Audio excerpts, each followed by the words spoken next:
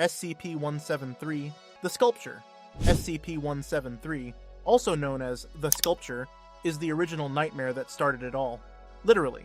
It's the first SCP ever written, created back in 2007 by a 4chan user named Moto42, aka SS Walrus. What began as a spooky message board post turned into the birth of the entire SCP Foundation universe. And 173 is still one of its most iconic threats. It looks like a creepy concrete statue with stubby arms, a big head, and splashes of paint. It just stands there until you blink. The second no one's looking, it moves lightning fast and snaps your neck. That's why it's contained with strict rules. At least 3 people in the room, the door locked behind them, and someone always watching. Always. It's hostile, messy, and oddly mysterious. No one knows who made it or why it kills. Some tales even suggest it wants attention, possibly craving the gaze of observers and killing when ignored. Things got crazier when it started reproducing, creating dozens, then hundreds, of SCP-173 clones. North America had to be nuked. One even popped up in Wales. The Foundation couldn't contain them all, so they shipped some to the moon. 173 has even scared other SCPs. One of them, the SCP-682, literally grew extra eyes just to never break contact with it. So yeah, SCP-173 is the reason the SCP universe exists. To survive it, you just need to remember this one tactic. Don't blink. SCP-106, the Old Man. SCP-106, better known as the Old Man, is basically your worst nightmare in a trench coat of rot. This withered humanoid is one of the most feared entities in the SCP universe. Why? Because before killing his prey, he will play a game with it first. 106 looks like a decaying grandpa dipped in tar, oozing a corrosive black slime that melts through walls, floors, and people. He stalks his victims slowly, patiently, until he grabs them and drags them into his personal torture realm, a twisted pocket dimension where time, space, and sanity break down. Once you're in, there's no real escape. Even survivors rarely live long enough to explain what they saw. There are 2 main origin stories. One tells of Lawrence, a quiet WDWI soldier who vanished into a strange hole and returned different, smiling, rambling, and surrounded by death. The other theory ties 106 to Robert Scranton, a brilliant scientist trapped for years in an empty void, slowly losing his body and mind until something monstrous returned. But what's creepy is that beneath the horror, a shred of humanity may remain.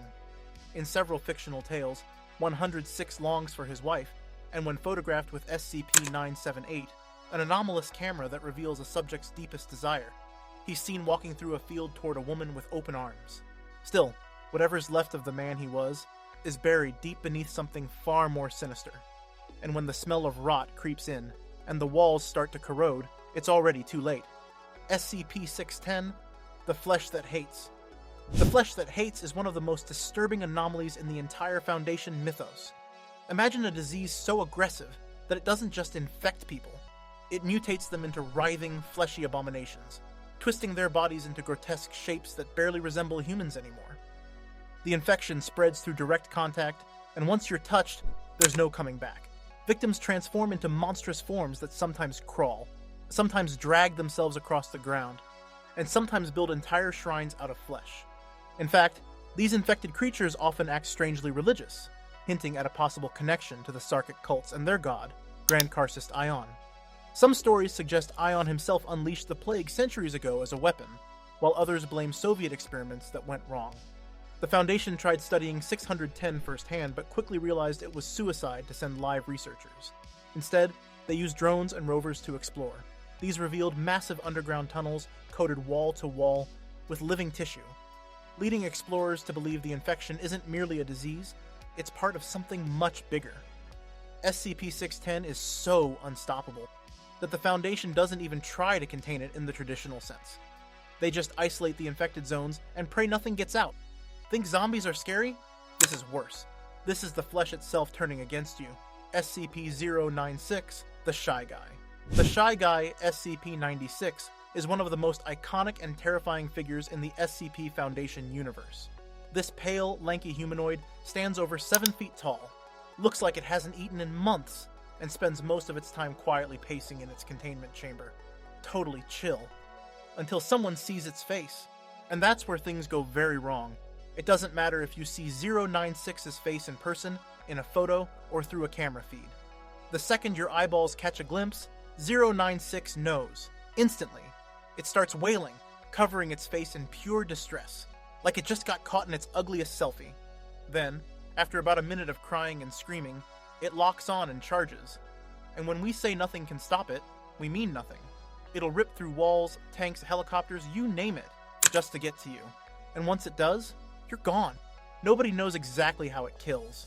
Some say it eats its victims. Others think it just erases them.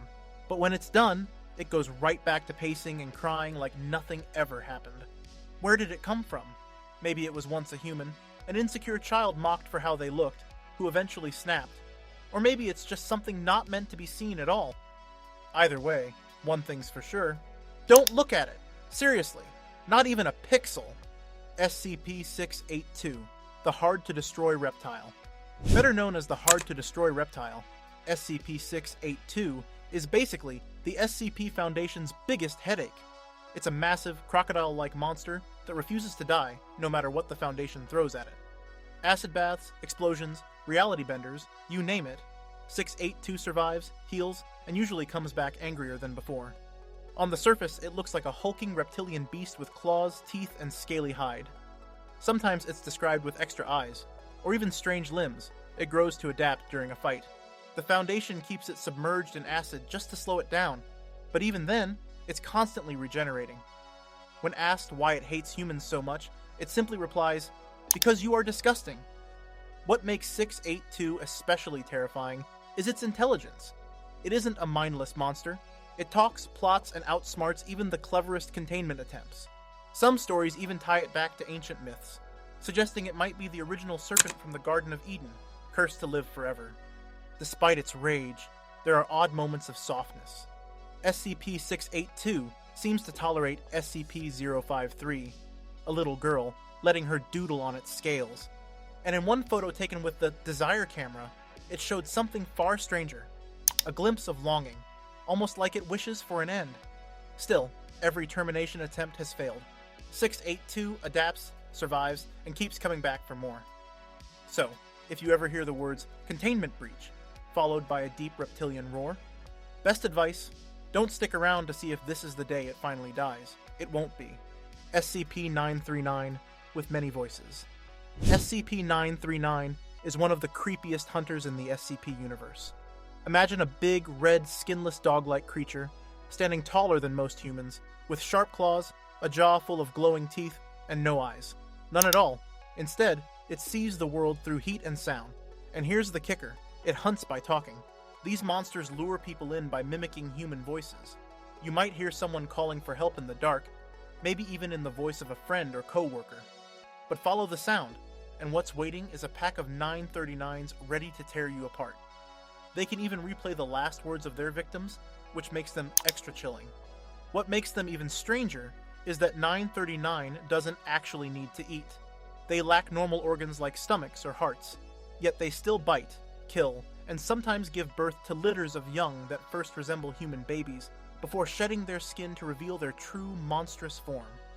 If that wasn't enough, they also release a special gas that messes with your memory. Survivors often forget they ever encountered one, or wander back into a den thinking they're safe. SCP-1128, the Aquatic Horror. SCP-1128 is basically the sea monster of your worst nightmares. The catch? You'll only ever see it if you know what it looks like. That's right, just learning the details of 1128's appearance is enough to make you a target, so the less you know, the safer you are. People who've glimpsed it describe something like a massive shark-like creature, big enough to swallow a whale whole. And once that image is locked in your head, it's game over if you ever step into water. Doesn't matter if it's a lake, a swimming pool, or even a bathtub. If you're submerged, 1128 can find you. Victims often resurface screaming, dragged under again, or simply vanish with nothing but blood left floating on top. The really strange part is what survivors describe. Many say they're pulled into some endless alien ocean that doesn't match any place on Earth. The Foundation has sent test subjects in with radios, and communications somehow keep working, even when the victim is leagues under this mysterious sea. In one case, a D-Class reported watching 1128 casually gulped down a whole whale before turning its attention on him. Needless to say, the D-Class didn't make it back. There's no known way to contain the creature itself. Instead, the Foundation focuses on containing the knowledge of it, censoring descriptions, and erasing memories when necessary. Forgetting what it looks like is actually the best form of protection. Some extended tales even place 1128 locked away in Fish Prison, but whether that's canon or not is up for debate. If someone offers to tell you what SCP-1128 really looks like, do yourself a favor, plug your ears, and stay out of the water. And speaking of things that should never be set free, the Conjuring universe is crawling with demons, each more terrifying than the last. Click on the screen to watch every demon in the Conjuring universe. Explained in 10 minutes, but hey, I warn you, keep your blanket close.